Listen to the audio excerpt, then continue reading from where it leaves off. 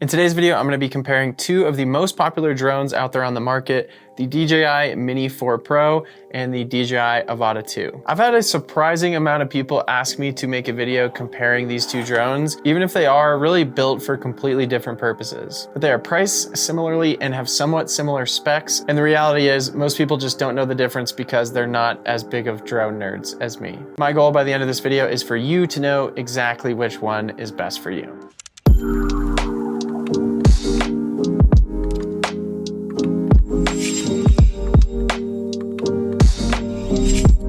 All right, so let's start out with the fundamental difference between these two drones, and that is one of them is an FPV drone, which stands for first person view, so you put goggles on and fly, and the other one is a classic drone. At their core, classic drones are meant for getting smooth, cinematic shots and photography, whereas FPV is meant for immersive, kind of thrill-based flying. That's not to say both of these drones can't do similar stuff as the others, but they're just built for different purposes. Classic drones like the Mini 4 Pro are the most common ones that you see. Most of them sort of fold out like this. There's a lot of different sizes and different models. The Mini 4 Pro offers stable, autonomous flight, and it also has sensors all around it. So you can see kind of right there for 360 obstacle avoidance, which helps you take off, land, and then also not run into trees and stuff. With the Avata 2 as an FPV drone, these are very rarely seen just kind of hovering in one place, and they're really designed for flights where you're mountain diving, hitting small gaps, and you're just really constantly in motion when you're flying FPV. This one has no sensors, so you're slightly more likely to crash with it. Okay, so the first big category that I want to talk about in regards to these drones is just ease of use. If you've never flown drones before, the Mini 4 Pro is so easy to learn. It has auto takeoff, auto landing features, the obstacle avoidance, which again will just stop you if you're flying too close to a tree or a cliff or something like that. And it even has automated pre-planned routes, so you can just press a button and it'll do an orbit, a zoom out, or a bunch of different things. That's not to say that you can't fly fast with this thing. You can absolutely rip this thing around,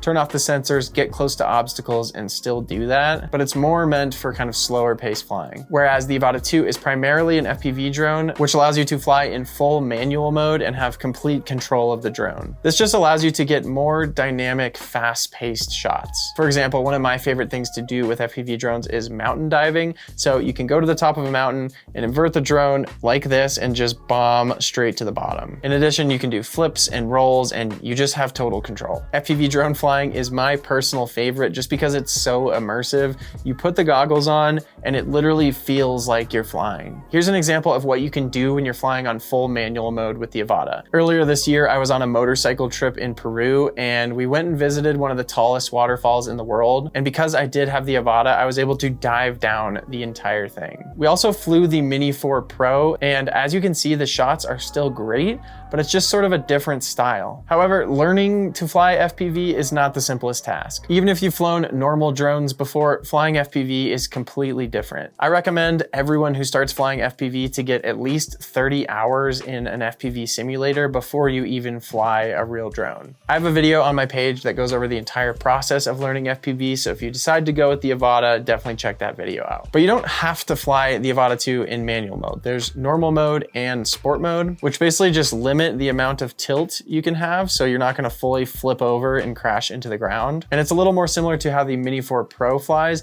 but you still get that immersive feeling and you can sort of work up to flying in manual mode. Even when you're using normal or sport mode, you're not going to get the same exact shots as the Mini 4 because the Mini 4 Pro has a 3-axis gimbal. So if I turn this thing on, as you can see, that gimbal is staying level the entire time. So no matter where I tilt, it's going to keep that horizon line. But with the Avata 2, it's just a 1-axis gimbal, so you can go up, you can go down, but it doesn't give you any sort of horizon stabilization. DJI does also sell a motion controller that you can use with the Avata 2, that you put the goggles on and you have this little controller and you basically fly by doing this. At first I thought it was kind of a gimmick, but when I actually tried it, it was actually really fun and easier than flying in full manual. So as far as which one is easier to use, the Mini 4 wins out here. Next up is camera quality. To be honest, both of these drones have great camera quality for how big they are. Even though they're on the cheaper end of the spectrum, I use use both drones all the time for professional shoots. Both have a 1 by 1.3 inch sensor and can shoot up to 4K at 60 frames per second and also 4K at 100 frames per second if you want to shoot slow-mo. The Mini 4, however, has a 48 megapixel camera and the Avata 2 has just a 12. This is largely due to the fact that a lot of people using the Mini 4 Pro are also using it for photography, whereas most people using the Avata 2 are only doing video. Megapixels just don't matter quite as much for video, and while some people might take photos with the Avata, it's not very often. Both drones can shoot in D-Log-M, which gives you a ton of flexibility in post to color grade the footage exactly how you want. Again, the video quality is great on both of these things. You can see in the clips right now, you can get amazing images out of both. As far as shooting at night, the Mini 4 does have the advantage here. It has better dynamic range and dual native ISO. That being said, with the Avata 2, there's really not any situations where you'd be flying FPV at night, so they prioritize the daytime specs. So I'd have to give the Mini 4 Pro the advantage here just because of the low light performance as well as the photo capabilities. On the topic of camera quality, if you guys want to color grade your footage exactly like you see here on this channel, I'll leave a link down below to my video filter LUTs, which is basically just a pack of 4 LUTs that you can put on top of all your footage and just give it that cinematic look.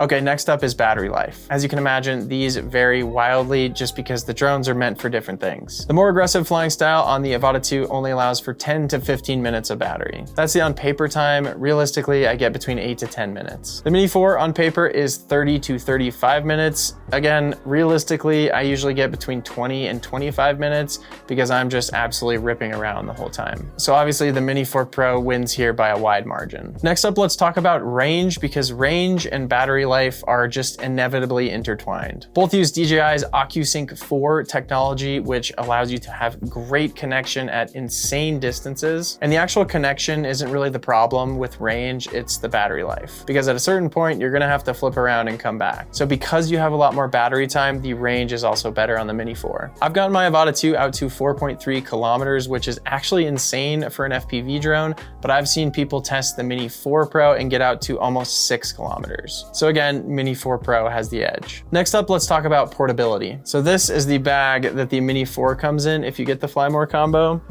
and this is the bag for the Avata 2. And the reason for that is because, for one, the drone is a little bit bigger on the Avata 2, and then you also need to bring goggles as well. Before I get into the next category, I want to take a quick second to talk about the sponsor of today's video. Just want to take a quick break here to let you guys know about a huge update from our sponsor, Artlist. 6 months ago, they came out with Gen AI, and it's been constantly getting better. And I literally have been waiting for this moment right now since they first announced it, and that is you can finally make Bigfoot vlogs with Artlist Gen AI. This is the masterpiece that I've been working on. Well, looks like my favorite bando is clapped out. FPV is not a crime.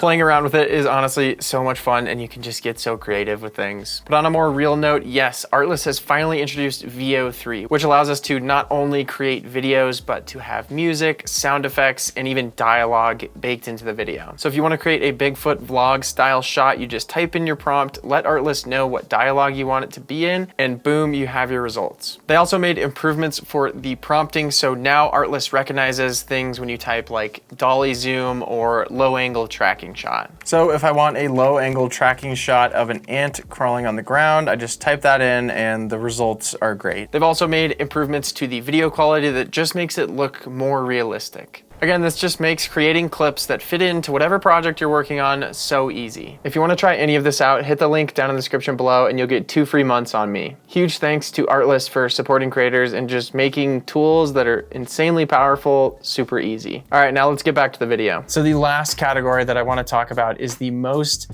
scientific, quantifiable, precise thing we can talk about, and that is the fun rating. So both drones are really fun to fly. I've been flying drones for almost a decade now, and every single time that I fly drones, I'm still just as excited. But for me, I love the immersive, fast-paced action. The Mini 4 is an amazing drone, and you can definitely get fast-paced dynamic shots with it. You can actually lock the gimbal off on the Mini 4 and use the same FPV goggles to kind of imitate flying an FPV drone, but it's not a true FPV FPV experience. You also can use the motion controller with the Mini 4 Pro as well. But for me, the Avata 2 absolutely smashes the Mini 4 Pro here. This is obviously 100% my own personal opinion, and some people would actually prefer the more slow and steady style of flying. But for me, diving down mountains, hitting the smallest gap you possibly can find, and just having complete freedom in the skies is what I love most about flying drones. The goggles just add an entirely new dimension to flying, and like I said earlier, you really feel like you're in the drone flying when you use the goggles. All right, let's wrap this thing up and answer what is the best drone for you. Especially if you're just learning, the Mini 4 Pro is the easiest drone by far to learn on. And honestly, it's a much more versatile drone because you can either choose to fly it pretty slow, smooth, cinematic, or you can flip it into sport mode and get really fast-paced shots. You're just limited because you can't fly manual mode on it. Also, from a photography and videography point of view,